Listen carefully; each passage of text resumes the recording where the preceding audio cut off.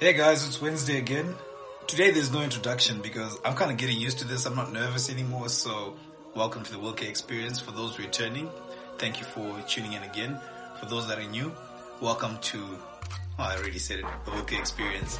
This is basically where I just talk about my life, and we have as the guest for the day. We talk about their life experiences and, just kind of put it together and see how we go from there. And today the topic is parenting. I've got my right hand man here, SHALdo. SHALdo, welcome to the show. This is not a show. I don't know why I said show, but yeah, man. What's the first thing that comes to your mind when we talk about parenting, parents? Amina Baba. Yeah. But yeah, I think of my mother. I think of my father. Yeah. I think the first word that comes to mind for me is love. Yeah, that's it. When I think of parenting, I just think love. But I mean, hey, look, I don't want to say stupid enough, but I'm gonna say it anyway. I wouldn't be stupid enough to know that, some people don't even like their parents at all, or also be oblivious to the fact that some people don't even know their moms, their dads, due to different circumstances. And if you're in that situation, it's very unfortunate. And I do sympathize with you. I'm sorry that you didn't get to know your parents, or for whatever reason. But I feel like my parents were a big part of my upbringing. Obviously, they raised me. I was raised by both parents, fortunately. And are you the firstborn in your family? Nah, bro, I'm the second. So you had it easy, man. The second. Technically, yeah, you're not. Where am I even? Exactly. Why are you even asking? Yeah. For a right hand man, he really does a bad job. You know that? So I've got an older sister, but somebody explained this. The thing is, like you treat your older sister as if she's younger than you. Yeah. Because which is why it gets confusing sometimes. Well, first of all, I don't treat her like she's younger than me. You do, right? She just respects me a little bit more than she should, so I end up looking older. She respects you, or you sort of boss around? I don't boss nobody around, bro. In the space. Do you know Lillian? Do you know Lillian probably? Okay. Bro, no, you don't. Okay. But yeah. So, technically in the Shona culture, I'm the eldest son, because crazy enough, so in the Shona culture, the firstborn boy. I'm listening. Wait, I'm still going. So the firstborn, see, now I lost my firstborn child. Not the firstborn child. Firstborn son. The firstborn son, exactly, from the official wife is basically heir to the throne. That's the Shona. That's Shona culture. Because I've got a half brother. Yeah. Okay, you know what? I always get confused. What step brother is? Yeah. Nah. Okay, so step brother. Somebody explain this to me. Okay. Yes. So if one of your parents goes and has a kid with someone else, right? Yeah. That's your half brother. Yes. That's your half brother or sister. And then if your parent ends up with someone else, but they don't have kids of their own, those are your step. And there's no blood relation. There's no blood relation. Those are step. Exactly. I got this. So yeah, I've got a half brother, but apparently I'm still heir to the throne. So yes. So technically I'm the firstborn son. Yeah. But I'm second to my dad because there's my older brother, my older sister, and then me, and then I've got a little brother, and then a little sister. Yeah, that's where we're at. And that's as far as we'll go for today. I don't want to spill too much, but yeah, so yeah. But yeah, it's a crazy thing because I literally grew up with my half brother. Like that's my brother. That's not my half brother. That's my brother. He's your brother. Yeah. That's my brother. Like I grew up with him. Although I'll tell you a funny story though. So when we're young. When we're younger, right? So my parents always wanted us to get used to, just doing chores and whatever else, yeah? Yeah. So what actually happened was we were given garden chores that day, and we had to dig this little bit, and then because we forgot to put tomatoes, or was it spinach in there? I don't know. I forgot. But what actually then happened is, for whatever reason, we were digging so close to each other. And I even said to my half brother at some point, you're going to hit me with that thing. Did he hit you with right? the thing? And then don't be forward. Sorry. I'm telling a story. Okay. So we're working. So my dad used to reward us. He used to give us money for ice cream, and sausage rolls were a thing in my family. Like, we used to call it today's special. Yeah. So every day we used to get money, and we used to go and buy today's special, which was a sausage roll from this one shop. Yeah. So yeah, we're doing whatever we're doing, and at some point, I felt it happen before it happened. And I know it wasn't intentional, but my brother literally dug into my head. Yeah. Boom! Like right there, just cut. Yeah. And I was bleeding, and my parents were not home, so I was bleeding so much. The maid tried to take me to the doctor, because it was literally a walking distance from home. It was so close. It was the next street. Went to the doctor, and you know what they said to me? They said, you need an appointment. And I am bleeding. And then I had to go back home. I called my mom, I called my dad. I was like, guys, I'm bleeding. My brother just smacked me in the head.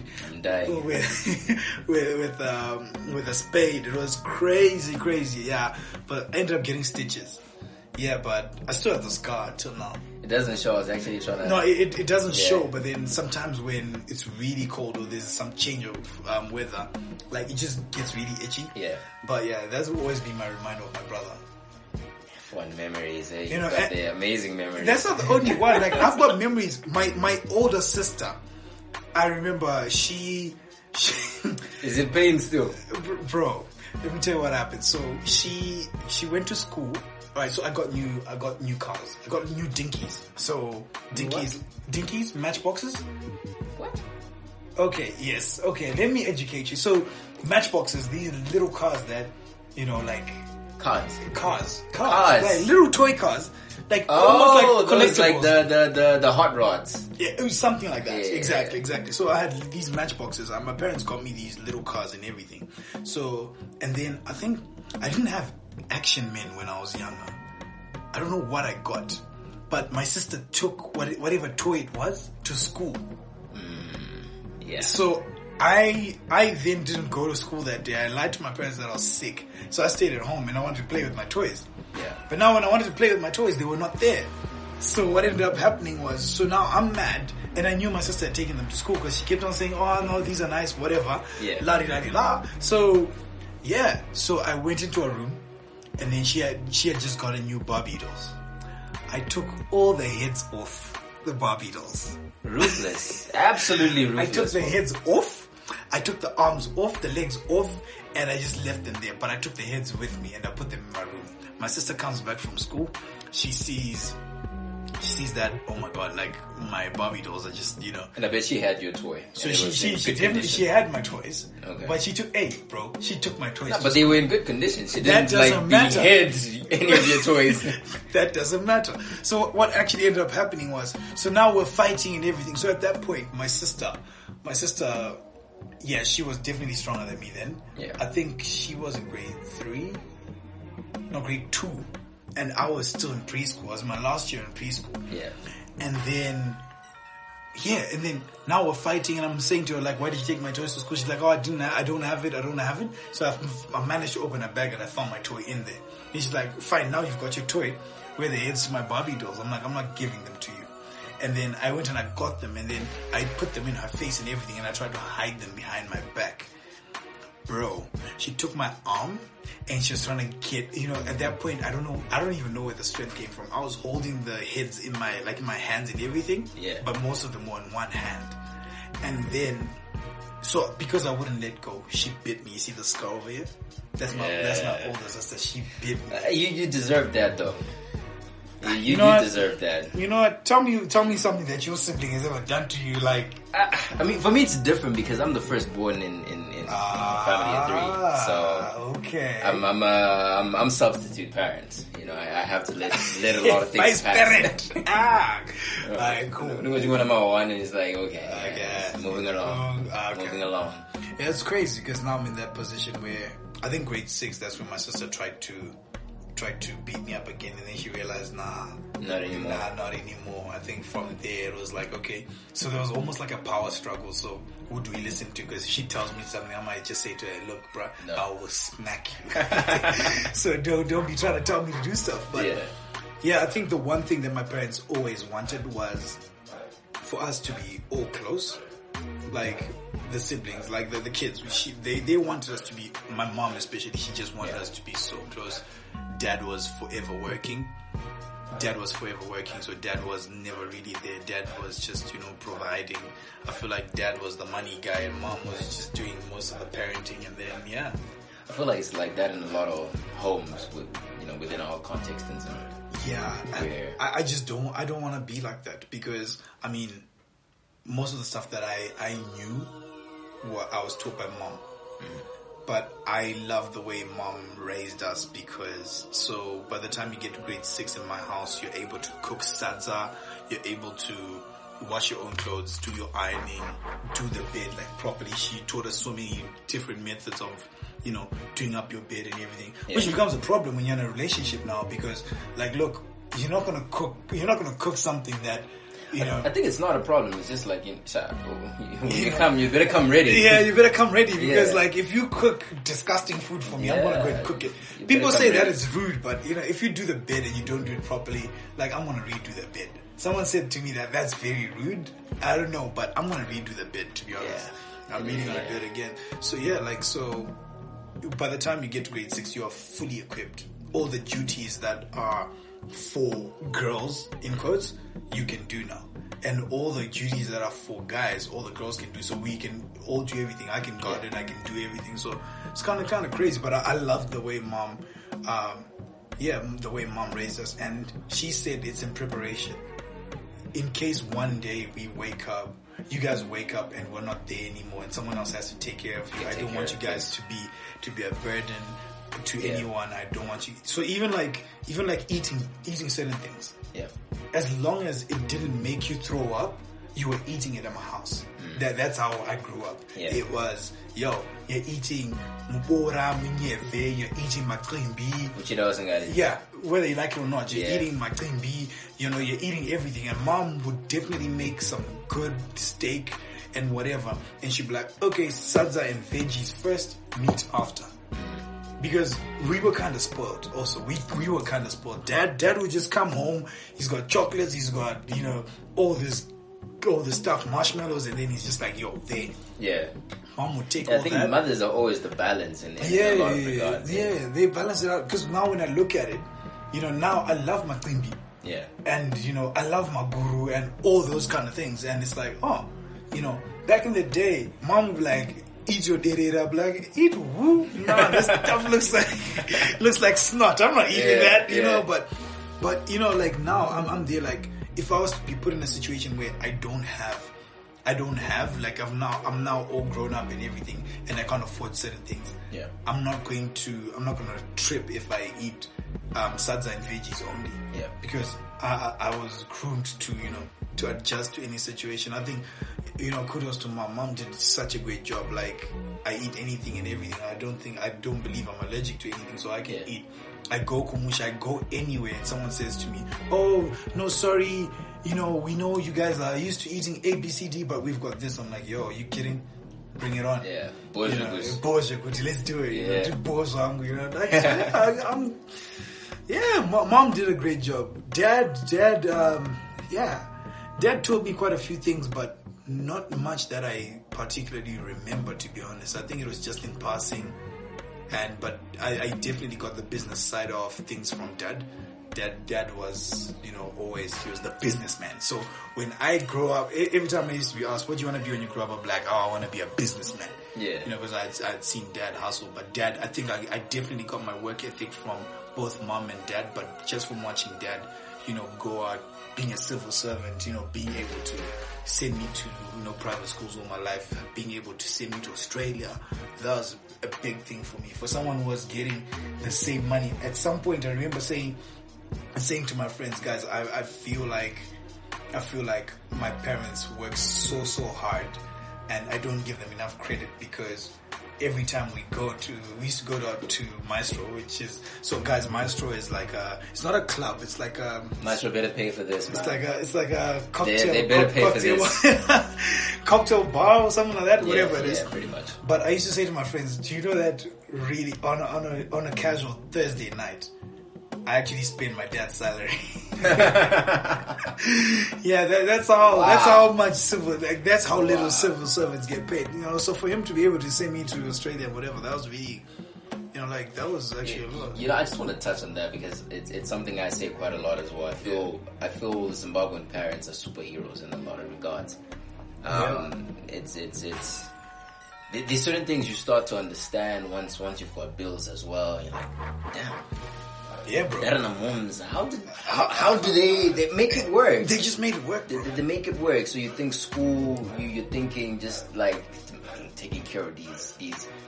Like when I look at it, I never lacked anything. I had everything I needed. That's the thing. Same goes for my siblings. Just like, yo, how within this circumstance, with everything going on, they just made it work. Yeah, they did. So like, you know, just kudos to everyone who's a parent. It's not easy, you know, like, yeah, big ups to you. Yeah, you know, I can't wait to be a parent. I can wait on that. I can't wait. I love kids, bro. I don't know why. And the funny thing is, kids love me. Yeah. There'll be the one kid who's refusing. Everybody doesn't want to get out of his mama's hands. I get there and I pick up the kid. Except for, there's only one kid that's ever rejected me so many times. My sister's son. My nephew's not having that. If you're not the first face he sees in the morning when he wakes up, bro, it's not happening. He probably knows your shenanigans, man. What do you mean? I think it's because I'm not yellow. My sister's yellow. Like, my sister's yellow bone. Hey, but the maid is darker than me. Come on. I guess that's just trust, man. But like, yeah, my nephew, my mom was telling me, if my nephew wakes up and you're the first face he sees, if he doesn't see his mom, you guys are good.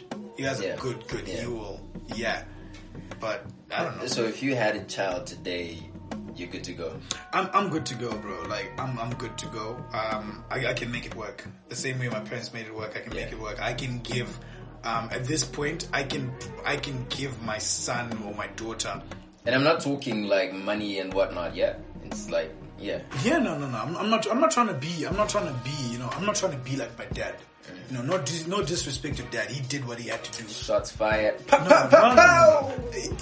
Dad did what he had to do, but then now I've figured out ways to work smarter, not harder. I make money in a more calm way. Yeah. You know, I've got, you know, I can almost say, like, even if I'm not working, I've got people that are working for me that are making that money. So I've got time. That's the whole point. Yeah. See, like, people thought, like, you know, like that whole, you know, team no sleep thing I used to do back in the day, and even till now, like, people think that. Yeah, you know, please, let's. I thought we were over that. No. Yeah. You know, like 5 hours of sleep minimum. Please. We're not there yet. When I get to a stage where I can sleep 5 hours, you know, but I've been working for like over 7 years now. I've barely been sleeping. I've been working on my craft and everything. So, you know, I'm getting to that point where now I've got time. You know, I make just enough to survive without having to be hands-on. Just enough to survive, and that would be for me and my wife and kids. I think I make enough to survive. So, yeah, that's for now. Yeah. So, but we're gonna get to a point where I don't even need to work. I don't even need to work to make money because I'm making money whilst I'm sleeping. At that point now, you know, that's that financial freedom, you know. But I make enough to be able to have kids and be there for them. Yeah. I'm gonna have a camera in my kids' faces. Wow. Everywhere my kid goes, they'll have a hat with a GoPro or whatever it is. I don't know what is gonna happen. One of those parents. I'm gonna record everything. Yeah. Because for me, I'll tell you this, my parents did a great job and everything, but where they lacked, for me, what was most important to me was their support. Right? So their support. So I'm saying be there for my games. I was a sportsman. I won trophies every single Earth Day from grade 1 all the way through to grade 7. Yeah. I don't think dad came for 1 or 2 races. I remember seeing my dad when I was about to run 100 meters. I remember seeing my dad by the sideline. I ran like I never did before. Yeah. You know, just to make him proud. You know, mom always got the excuse because I just used to think, you know, mom is not interested in sport. Mom is already doing what she's doing at home. So that's cool. But yeah, for me, I wanted them there and they couldn't because they had to work and everything. But also I think it's also our culture. Our culture doesn't cultivate that. You know, I don't think our culture cultivates that because it's so weird. Like, I want to hug my dad. I want to say, Dad, I love you. But I can't. It's weird. It's weird. That's the most weird thing. Saying, Dad, I love you. I can say it in a text, yes. Because I said the text and then I looked to the side. Yeah.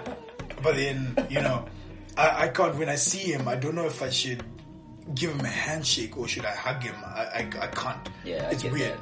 But I want to have that close relationship with my parents like that. With my mom, now we're all huggy. It's better. Yeah. But if my mom was to kiss me today, I'd be like, what?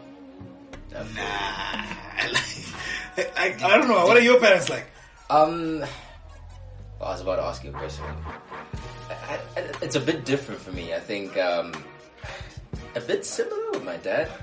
But I'm a very affectionate person. Okay. And I'm like, screw you anyway. You know? I'm gonna hug you. I'm gonna hug you anyway. I'm gonna hug you anyway. So like, yeah, I always remember there's a day I said to my mom, I love you, Ma. And she said, thank you. She said, Mums. I said, I love you. I love you. You know? Yeah. But yeah, I'm very affectionate especially with my mom. Yeah, I mean, I give her kisses on the cheek. She's my girl. She's my big homie. That's the big homie. You know? I like that. Dada is a little different. I think I definitely get a lot of my creativity comes from my dad. Okay. So mom is very affectionate, very compassionate, and you know, I get a lot of that from her. Mm-hmm. Dada, it's always been it's I would say the same way I would have like vibes with my close friends. That's what it's like with my dad. My dad has always been like since I'll tell you this. My dad is probably the one person who like gets me, but also the one person who can really tick me off. Like when we're good, we're good. Yeah. But yeah, when things go south, it's you know, and I think that's the dynamic of relationships. It's growing up, you get to learn certain things. You realize, you know, it's they're also figuring out certain things, you know, and you make your own mistakes, and you're like, but damn, you know, I used to be a little too hard on my dad. I used to be a little too hard on the parents. Yeah, but that one statement, they always like, "Handi urukura." Yeah. Meaning, you know, you're growing up, you're gonna see these things, you know. But there's certain things that my parents have done that I will never do. And I've learned from them. I will never do that. I would never do that kind of stuff. Yes, I'm all grown up, and I'm good to know. Like, no, I ain't doing that. Yeah, because it didn't have to be done. Yeah, you guys did it. You guys thought it was a good excuse for you guys, but no. We don't work like that. I think there's a lot of that for me as well, and it's man, I hope my parents will not listen to this podcast. I'm gonna make sure I send your mama this one. Those videos, those visits back home will be awkward. But I must agree, because like for me, I wasn't big on sport, but I was heavily involved in like, you know, societies, clubs, and stuff like that. Yeah. And much like you want to see your parents there. But I think for me, in addition to that, it's I don't want you to support me because I'm just doing it. I want you to really get that. I'm immersed in this. Yeah. So support structures, I feel, if you know, in my circumstance, even seeing uncles, aunties, it's guys, as my hobbies. You know, even if you think of my hobbies, support him. If he picks up a guitar and he says, I want to be a superstar, put everything behind that. I used to play a lot of football back in primary, a little bit in high school as well. And I kid you not, I mean, people think I gas myself up, but I'm pretty convinced that I had the right support structures.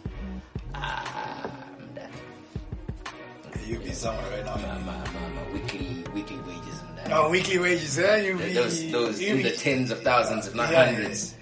So it's things like that. Even with with like, you know, writing, creative arts and stuff like that, my advantage is my dad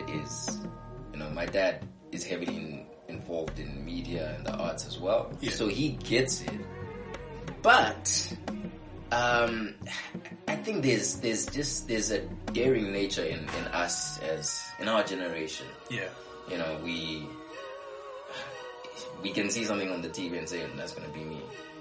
But like parents sometimes running certain reservations. Like, okay, let's do the safe stuff first. Yeah, let's do the safe make stuff. sure the safe stuff is secure, and then we can do it. Yeah. You know, but I've always been the sort of kid like, you know what? Screw the safe stuff.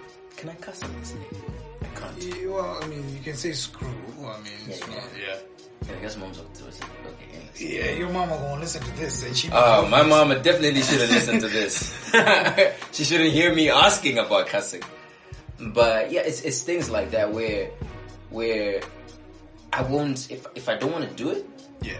It's different from things like money. Sometimes you're forced to do things that you don't necessarily want to do. But I've always been particular about being true to the integrity of my artistry, being true to the integrity of my person. I fancy myself a very soulful person. Yeah. So I said we feel like vibe and How do you feel about testing it? I'm starting to feel like testing it. You know, so it's always let's do the safe stuff first. I'll give you an example. I always rant about this.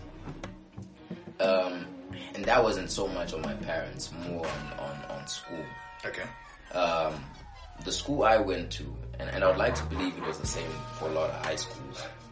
You got to must have been maybe Form 2. You get to a point where now you have to be, you know, split into different. You're classed basically. Okay. Yeah. You know, it's like a funny science class. Okay. With a commercials class. With a arts class. The arts, yeah. And they rank like that. It's 1, 2, 3. Okay. Then very okay. Then I'm a 1. You know, The clever, the okay, and then like it's late. It's it's okay. Yeah, okay. So being the sort of person I am in my archetype, I'm supposed to be in an arts class because that's who I am. That's what I'm passionate about. Yeah. That comes naturally to me. But I worked my ass off to be in the science. The science class, yeah. You know, and of course, like backing. Well done, but no, it's not who I am. And I think there are a lot of similarities, even in the household, where it's not that they don't support us, but sometimes they fail to recognize that there's value in the arts. There's value in whatever arts, you know, speaking as a metaphor, whatever that represents for you. Yeah. See that value. You know, now that you said it, I just remembered. You know, in upper 6, I studied, for my A-levels, I studied economics, accounts, and business studies. I shouldn't have been studying that. But that makes sense for you with the nature of your work. No, but then before, bro, like, computers were my thing. Okay. Computers were my thing. Yeah. I remember my one of my teachers, Mr. Somerai, saying to me, Mr. what? Mr. Somerai. Mr. what? Somerai. Is that Shona? No, it's not Shona. I just want to make sure. Right? No, Mr. Somerai. Mr. We used to call him Mr. Soms or Desom. So Mr. Soms says to me, dude, you're really good with computers. Yeah. I don't think your combination is what you're supposed to be doing. But because, you know, I was coming from a home where they were expecting big things. They were thinking, you know what? Like, look, you doing economics, accounts, business studies, you know, you're going to become a chartered financial analyst and whatever else. Yeah. I was like, okay. But I was really in love with computers back then. I loved business, yes, but I loved computers. Yeah. So I should have been doing like computer science but then also the subjects that we had at my school, because I went to Midlands Christian College, like we had Pitman exams, of which Pitman exams were associated with people that have failed. If you fail, you know, A's, then you go for Pitman, you do Pitmans. Yeah. But crazy enough, if computers were at Pitman's, I should have done computer science then. Sure. Because I then went on to university where I studied cyber forensics, information security and management.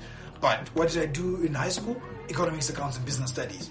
So now I had to do a whole foundation year. The good thing is foundation year was still your first year. Yeah. So then the next year you would join, you know, you'd be now in second year with everyone else. Yeah. But because I didn't have the background, you know, any computer background whatsoever, that's where I ended up studying. And I was just like, oh, You know, and I don't think our parents even understand like when your tastes change. Because I went to uni, I was studying cyber forensics, and then from cyber forensics I was like, no man, I just realized that what I'm studying is gonna give me a job to sit behind a computer and whatever. Yeah, just and get into the rat race. You know, that wasn't my thing. I remember failing one subject, and then the unit coordinator called me in and he's like, oh yeah, now you failed and everything. And I lied. I gave them some excuse about how there was stuff going on at home and everything. And then I had to rewrite that subject, and I passed, but then I was not happy. And I think when my mom, I feel like I even started going through some mental health issues back then. Yeah. I feel like only when my mom then decided to actually start listening to me, I've been happy ever since. Because then I dropped cyber forensics. I started doing business. And business has become a part of me. It's a huge part of me. That's what I do. That's what I love. I live, I breathe, I eat business. Yeah. And I'm happy. You know, I don't have to go for math classes. I don't have to do computational mathematics 4 times a week. I don't need to do that. Yeah. I compute math in my head. Yeah. I am good with figures in my head. But seeing them on paper or trying to plot a graph and using this, I'm just like, bro, that's not me. Yeah. So with my parents, with my mom, it was my mom who hopped onto the wagon first. You know, she was just like, son, as long as you're happy. Yeah. And that's what changed everything, because now I started doing whatever I wanted. And at this point now, because now I was now fending for myself. I was now funding myself. Yeah. Like, you know, even if they wanted to tell me like, yo, you can't do ABCD, I'm like, is it your money? Is it your money? You know, obviously I wouldn't say that to my parents, but it was like, yo, you know, it's my money now. Like, this is my life. I'm now taking charge of my life. I'm taking control of my life. And I was at that age where, you know, I was actually dating girls seriously, and I even wanted to get married. I wanted to get married at 23, 24. And I felt like, you know, I was good to go. I wanted to get married at 21. Yeah. Wishful thinking. No, you know what? There's nothing wrong. There's nothing wrong, because nothing wrong with it, but it's just makwi. If you're ready, bro, if you're ready, you're ready. It is makwi. Listen to me. Makwi. If you don't know what that means, but Google it. Well, the question is, were you ready at 21? You know, I honestly think I'm ready now. Were you ready at 21? That was the question. I didn't say, are you ready now? You're not 21 no more. I think, nah. No. Yeah, exactly. Because, you see, the thing is, when we're 21, it's like, you know, this is me for now. Yeah, you can take care of you. Yeah. But the question is, can you take care of another human being first? That being your wife. Yeah. And then the little humans. That's where the question comes, because, you know, Pampers are not that cheap. And they're not cheap. They're very expensive, you know that, Pampers are a good reminder. They're you know, when I do grocery shopping, I just remind myself, not yet. Please behave. Please behave. Yeah, man. So yeah. So, but anyway, when I started feeling like I'm happy, was when my parents started to support what I wanted to do. I think that's a big thing. I've always said, I mean, now I understand, you know, I understand their circumstance, the what informs the manner in which they live and how they perceive certain things. And to be fair, I think for most of our parents, they didn't have the privilege to be talking to their parents the way they talk to us. True. You know, my dad always uses that as an example. Like, you can sit with me. Like I say Dave to my dad. You know, people always like, why are you saying Dave to your dad? Yeah. Like, I talk to him, he's my nigga. You know, that's how I talk to him. It's like, I couldn't do that with your seguro. You know, you had to. That's what I say. Very, very like bye. You know, like dirty. there was a heaviness about it. So I understand, you know, them having to go through that transition with us. Yeah. There's certain things that they're learning because they weren't equipped, they weren't taught by their parents. Yeah. Nana Seguru Nana, which is always very weird though, you know, because when I look at all my grandparents are late, bless their souls, but, you know, before they passed, the sort of relationship I had with them, like the cool people, like I could sit down and your son is just stressing me out. He's stressing me out. You know, I could have those sort of conversations with my grandparents. They were just, you know, maybe came with old age, but anyways, I wanted to say, I feel that aside, I think it's very important for not only parents. There's a statement that says, all is fair in love and war. Yeah. And I think when it comes to relationships, sometimes, there's this crazy story we're talking about I don't want to mention his name. The pastor and his family and yeah. Okay, I'm joking. I clown too much.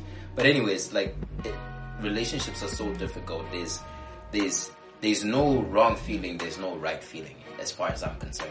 Okay. I think educate us. I think sometimes we focus a lot more on people's reactions than we do on what triggers certain reactions. Okay, cool. So for instance, in this pastor, I hate to be talking about people's affairs though. I'll just use this as an example. I extend my heart to them. Yeah. Because they.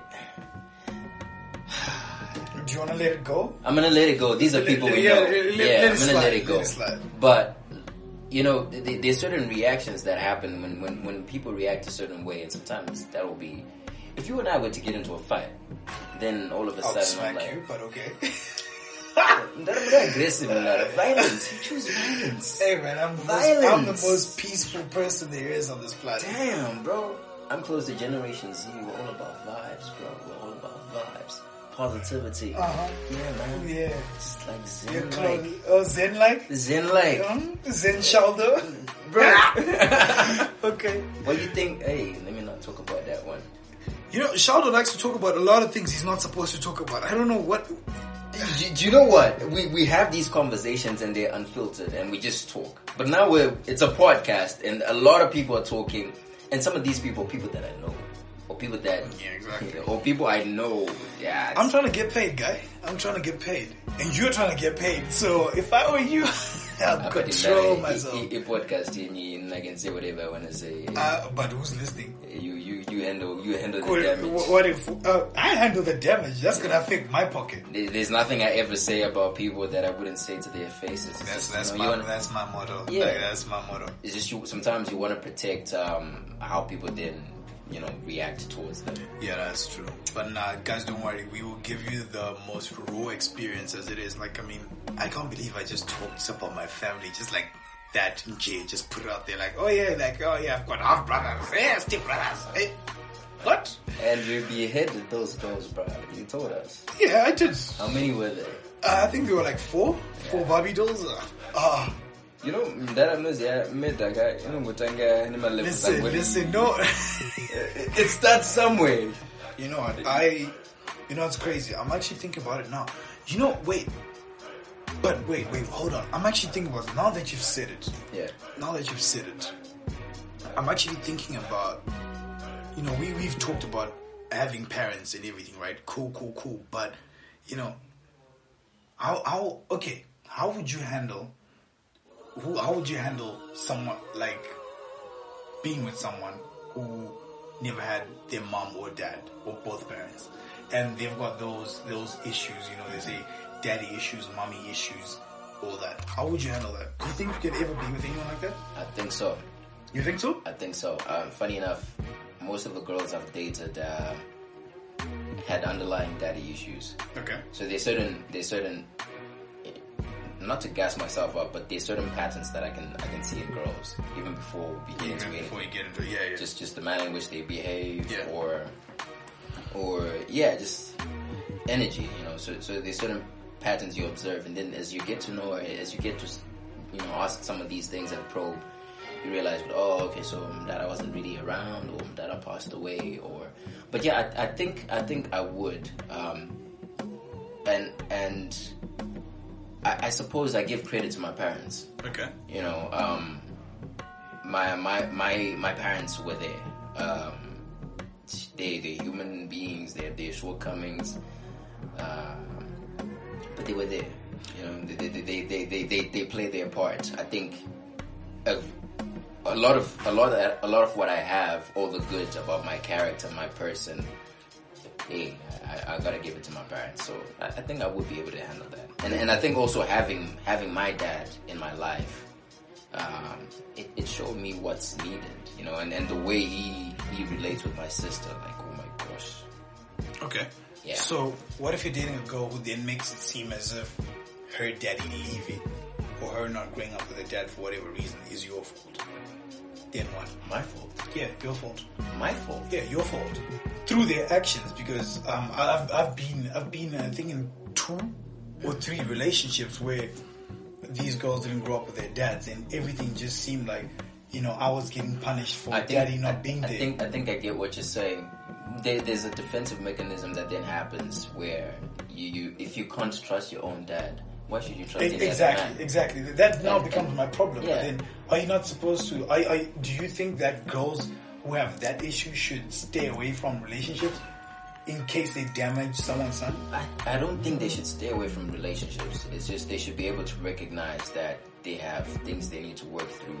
Okay. You know, that stem from that fractured relationship. And I don't think they should be hard on themselves. It's not their fault. It's not their fault, yeah. And it's whatever resentment or bitterness they carry, it's always going to be projected to the next man until they finally solve it. So, you know, you've got to be honest with yourself. You've got to be very intentional. I think one of the things that we need to be very particular about is therapy. We shouldn't seek therapy and I'm a one. Okay. You know, like if you can have a lifestyle of, and that doesn't necessarily mean that you've got to pay a psychologist. If you can afford one, by all means do so. Okay. But have outlets, you know. You and we talk. We've got other people that we talk to, but just have support systems and people that just you trust, where you can just be like, you know what, God, I'm in a Kachere, or you know, I'm just feeling this way. So I think with such girls, it's first you've got to recognize that. When you recognize that, then, and I mean, you know, scenarios are they're different. You know, your circumstance, how you handle is going to be different from girl A, you know, girl A and girl B. It's going to be different. Yeah, now thinking about it also, you know, and it's not just girls, it's also guys who grew up without their moms, and then all of a sudden it's like, I think it's worse in guys. It's worse in guys because girls, like, I've heard girls actually say, you know, this guy really wants me to mother him. You know, like those issues, and you know, I feel like, you know, guys, if you're listening to this, I'm just gonna say to you guys, let's do the best we can to not bring children into this world if we're not ready for them. Let's make, if we do that, then let's make sure that if we're going to co-parent or whatever it is, whatever the arrangement is, you know, let's just step up, let's take responsibility for our actions, and let's be better parents, because I see a lot of people with so many issues. I've been with people with issues. I have friends with issues because of their parents or A, B, C, D. This happened to me when I was younger, and it's not a pretty sight at all, because yeah, man, like people are damaged. Yeah. People are damaged. It then, you know, like just even, you know, the self-esteem is just not there. You know, if you grew up in a house where you were being told you amount to nothing and everything, the self-esteem is just on zero. Yeah. You know, and then you go out and then you've got a crazy world that we have now, you know, where we live in the internet age, where you go on Twitter, you share your opinion, you might even get bashed for feeling some type of way. Sometimes you're fighting with a robot. You know, you're fighting with a robot or whatever it is you're doing, and it's like you've got no peace. Yeah. And then when you then come to, you know, a place of peace with someone, now it's like you're taking it out on them, or you're like, you can't even believe it. You can't believe, like, you know, the peace is actually real. It's happening. Yeah. You know, someone actually cares for you. Guys, like, there's so many issues. I could go on and on, but I'm just saying, like, guys, if you decide to bring a kid into this world, then make sure you give them the best of, you know, just give them the best of you and your partner or whoever you're going to be co-parenting with, because it really affects kids. Because I don't know how we're going to manage to, you know, build a better generation than us if we're broken. And and you know, we just gotta be real with ourselves. You know, we gotta fix ourselves, because sometimes I feel like, you know what, our parents are right. Every time I got my heart broken by any girl, I used to think about my mother saying, relationships is translating to, don't just rush to get into relationships. You're not going to benefit anything like if you're not ready. And I see it now. You get jack shit. You know, I see it now because, you know, they always used to say all these things. And the craziest thing, anytime I feel like I'm going astray, if I remember all the lessons my parents taught me, and I go back to the basics, everything makes sense. I agree. Everything balances out. I agree. Everything balances out. And it's not about them being old-fashioned or whatever. Yes, some of the things may be outdated, but if only you have the principles apply. Yeah, the principles apply. Unless there's now a better way of doing a certain thing, okay, cool. Yeah. But the principles, the base, the foundation is there. Sure. Which is, you know, what that's something we have to watch out for when we have our kids, because the foundation, once you've got that solid foundation. Yeah. You know, have you ever met someone who's just so loving? So loving, you're like, how? Yeah. Like, who are you? Someone so loving, so giving, and all that. Those are things that are groomed, like they're groomed. Yeah. Like they're literally, you're taught to love the next person. I think, you know, now I really feel like, well, my parents, I think they did a pretty splendid job, and I think they're still doing a great job. One of my greatest honors is being a child to my parents, both my parents. Yeah. You know, and I know my dad always, particularly my mom, it's a great honor just to be my mother's child because of the sort of woman that she is, because of the sort of heart she has. My dad always tells me this. He always says, "I became a man, you know, when I had you." My parents had me out of wedlock. Okay. So that was like life changed for them. It was just, you know, it changed. But I look at, as I've grown and as I've interrogated their story, you know, just how they came up, just their history, I realized, but they really didn't have it easy. Yeah. But for them to have, you know, to be where they are now, to have done what they've done for me, what they're doing for my siblings. Yeah. It's a beautiful thing, and I really feel, I've always thought that I'll become an even better human being when I have my own children. Yeah. I've got plenty of friends that have had babies, and Ongo one was special, you know, Ongo my special human beings because of their children. Yeah. So I don't know what it is. Definitely, I agree with you. Don't rush into it. But I think when it does happen, there's a lot of beauty in like, my mom gets mad poetic when she talks about, you know, carrying me. Both my parents, they get very, very poetic and mush. Yeah, mush. It must have been a hard time, you know. Obviously, having you out of wedlock and then, you know, still keeping you, and you try. You're just, you know, a little bit awesome, just a bit. just a bit. But you're right. Yeah. No, I get it. Well, question to you is, if you were to get a girl pregnant right now, would you keep it, or would you rather have her get an abortion? I would keep the child. You keep it? I would keep the child. Why would you keep it now? Okay, so at what age would you not keep it? Or you'd still keep it, whatever the age? How old am I? I'm 23. Yeah. I'd keep a child now. Yeah? Yeah. I'd keep a child, but I think I'd be very particular about the circumstances that I'm gonna raise the child. If it's a girl that I really don't see a future with, like, yeah, let's take care of this See, kid. that's where my problem is. Right? How are you guys making babies with someone that you don't really see a future with? None of these things happen. Oh, they happen. Is that the excuse now? Is that what they're saying these days? Listen, I am not speaking on myself. This is a whole different conversation now. I'm just asking. Oh my gosh, my parents should not listen to this podcast. No, I'm asking because, you know, like, I feel like we need to normalize letting our kids know that, look, we're here for you. We're here for you. You know, like, I remember my mom saying to me, one of my cousins got pregnant when she was 16. And I remember, and at this point, I was like, what? I was 13, 14? And my mom says to me, Mwanangu, okay, it's some kind of number. mzukuru wedu tunachengeta. Translating to, if you ever get a girl pregnant, don't worry, I will keep my grandkid. Like, we will take care of our grandkid. You take care of your life. Yeah, exactly. You know, like, don't worry, we're here for you. Yeah. So I feel like that makes it easier. So that, like, even if you then do whatever you do, and then no matter how big a mistake you think it is, you know, you've got that support system that's gonna, you know, that's gonna help you keep that life, and, you know, which I think is beautiful because, you know, because these things happen. Like, I mean, obviously, like, generation has changed. Like, I know probably, like, look, I only started doing certain things when I was in, like, what, Form 4, upper 6.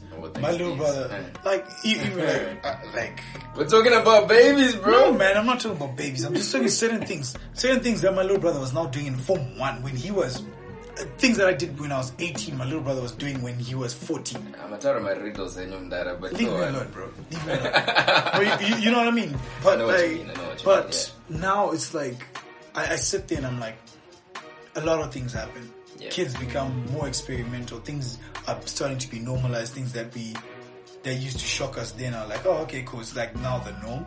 So these things are in our faces. We need to educate our kids. We need to, you know, hey, look, you know, use a condom. Do this, you know, like, hey, if this happens, let someone know. If you end up being naughty or whatever, you know, so that they know what's going on. Because kids will be kids. They will do whatever the hell they want to do. And you can't run away from it. Sure. You can't. Question. Yeah. Did you ever have the girlfriend talk with either of your parents? It's like before 18. Well, funny story. My parents figured out by default when I was in grade 7 that I had a girlfriend. So what happened is, so, you know, like back in the day, I think that was like, what, 2004, 2003? Yeah. My parents got me a contract line. So I used to call. You told me that story. Yeah, I used to call one number. Yeah. I used to call one number. And that bill was always more than my mom and my dad's bills. Combined. So my mom says to me, who exactly will you be calling? Yeah. And whatever. So the printout for the bill came. They noticed dad's workplace, mom's phone, dad's phone, and this one number. Yeah. You know, 68925. I remember that. You remember the number? 68925. 68925. So my parents were like, who will you be calling? Yeah. And the one time, my mom called the number. She's like, nah, enough is enough. You know, contract lines are really expensive. Like, what is this? You know, this grade 6 kid busy calling more than us. And then she's like, oh yeah, like, I just want to find out, my son is always calling this number. Like, who is this? And it was my girlfriend then who actually picked up. So mom had an idea. She didn't think it was that deep, but I ended up moving to high school and I was still dating the same girl up until like Form 2. Yeah. So I dated from grade 6 until Form 2, I think. Yeah. Grade 6 until Form 2, I was dating the same girl. And then my mom always used to say, like, you know, just stay away from this girlfriend, boyfriend stuff. Like, it won't help you in life. You know, right? Even during the relationship. During the relationship. Yeah. Mom was always against relationships because she just thought it was a big distraction. For me, I was like, you know what, I'm all about my sport and my girl. You know, like, school was something that I did out of respect for my parents. You know, but about it. I wasn't really about school. It was different for me, eh? Okay. My dad never wanted to talk about it, so he'd always be like, you know, talk to your mom. Yeah. Push me to the side, talk to your mom. Until a certain age, but my mom was always cool with it for as long as she knew the person.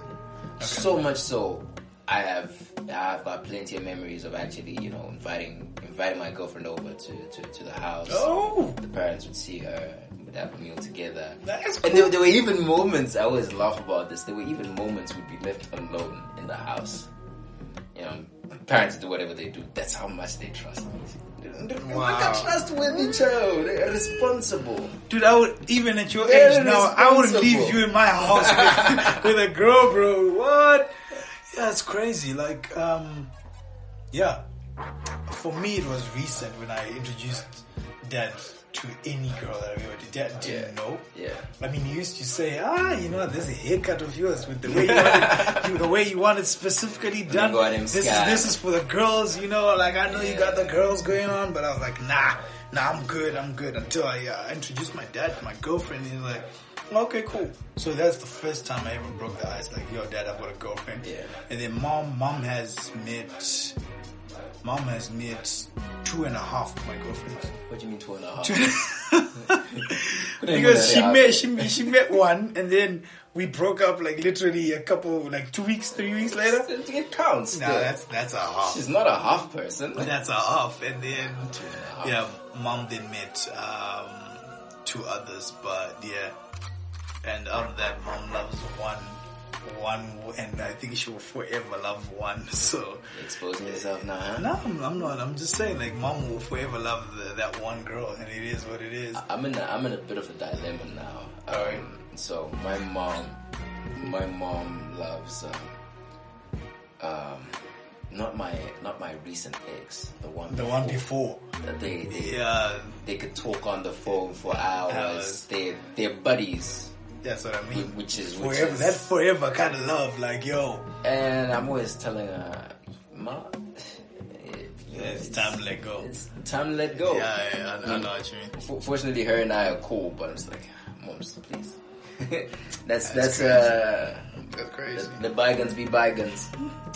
But anyway, I pray we become a better generation of parents. I pray for better parenting.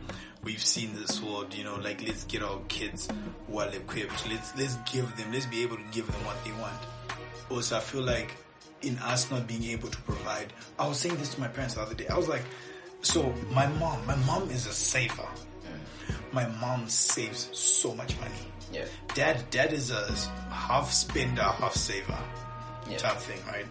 And I was saying to my mom and my dad, I was saying to mom, actually, I said to mom, you can't send my little sister to a private school and give her the same budget as you would get when you were going to school.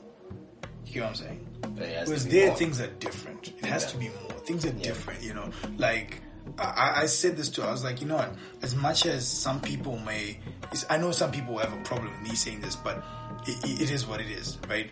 Because, like, I haven't been on both ends, but I know I've got friends who used to tell me, like, back in 2008, right? There was bread shortages and whatever else that was happening in Zimbabwe, right? Yeah. So I remember getting into the dining hall the one morning, and we had like 3 different types of cereal and porridge to choose from. You choose whether you want to have bacon and eggs and toast.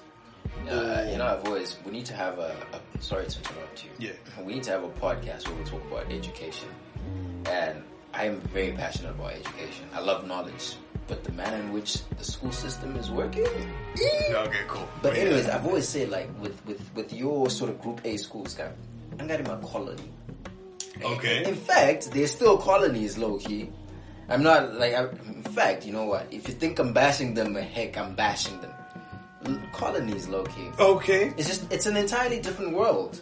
And sometimes I worry, okay, I'm not bashing them. But sometimes I worry that we want the best for our children. We give them the best education, but in giving them the best education, they're so divorced from what's happening in Zimbabwe. No, but they're in their little world. No, but then that's not on the child. No, and that's not on the school either. That's not on the school either. A little bit. No, that's not on the school either. A little bit. I'll tell you this. Yeah. Right. General etiquette, right? I'll tell you. General etiquette in Group B schools was basically almost not there, right? In Group A schools, it was a thing, right? But at the same time, you've got people from Group B schools that had etiquette, for like a kid that went to an A school. Why? Yeah. That goes back to your parents, your own situation. Yeah. So for me, dude, I am hella exposed. Yeah. Bro, I used to listen to Linkin Park and I used to play PlayStation when I was in grade 2. That was 99, 2000. I had a PlayStation and all that kind of stuff. Yeah. That's the life I grew up. Yeah, like we used to on Fridays, we used to make go-karts. Yeah. right? And you can understand with our skin color. So, no, wait, hold on. Yeah. I'm not done. Yeah. I used to make go-karts. Yeah. I can sing Linkin Park 1, 2, and 3. Those first 3 albums inside out. Yeah. But at the same time, guess what? I used to get home, lunch at my friend's place. Yeah, we would have chicken mayo sandwich and a bit of capsicum and whatever. I'll get home for lunch sometimes. I could have the same thing. Or mom would be like, no, we're eating salsa and natto. Or this. So it was my mom's duty to then balance me. I'm getting this kind of stuff, but at the same time, this is now life. True. So that's how I know. You can bath in a bucket with cold water. Yeah. You know, that kind of thing. So that's got nothing to do with the school. Because, Listen, the school is not responsible in grooming you and making sure you're exposed. Yeah. But when you've got things like, don't speak Sean. We only speak in English. You know, they Don't speak. Let's do a separate podcast on education. Hey, I can fight you on that. Go ahead. I can fight you on that because, see, I was in Set 1 English and I was also in Set 1 Shona. Like, I speak Shona at home, right? They're still teaching us Shona. Everyone has to learn Shona. But the thing is, majority of the language that you're going to be speaking when you're outside of school is what?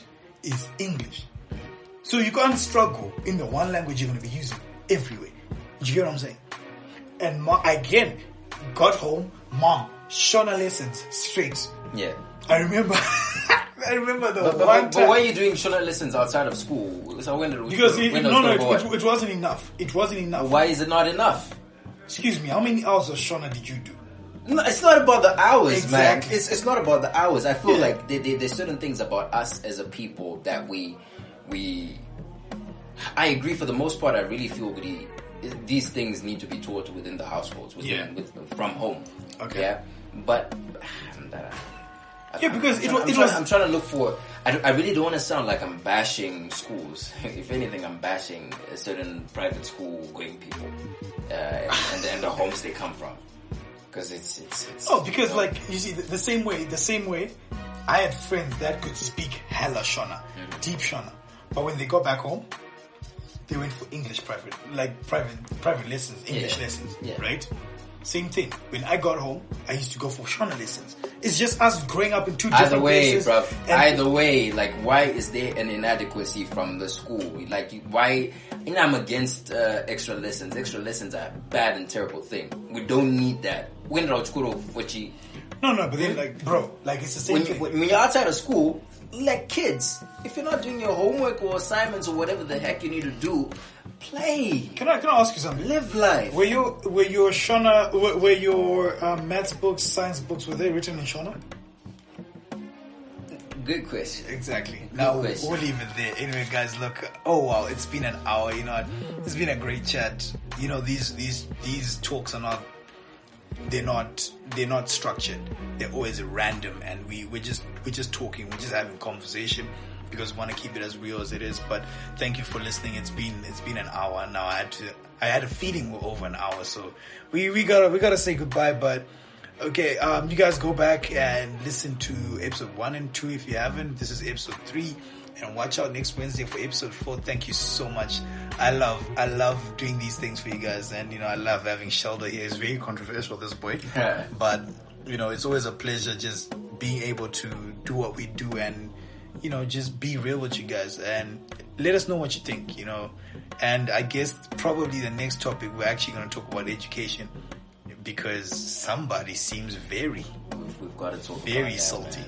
But anyway, from me, I am Audi. It's Will K out here. Oh yeah, my social media handle is actually at Willard Kachere. That's at WILLARDKACHERE.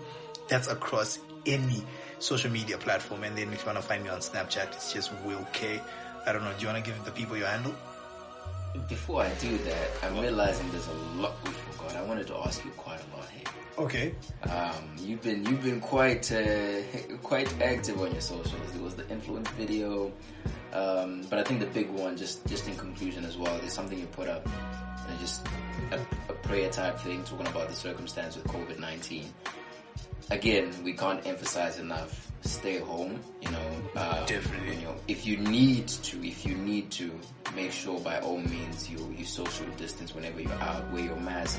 Wash your hands as regularly as possible. Sanitize. We're having this conversation to be socially distanced. Which feels weird, but it's very necessary. So be safe out there. And to anybody who might have lost a loved one or a friend, it's very difficult times, dark times. But our love, our hearts go out to you.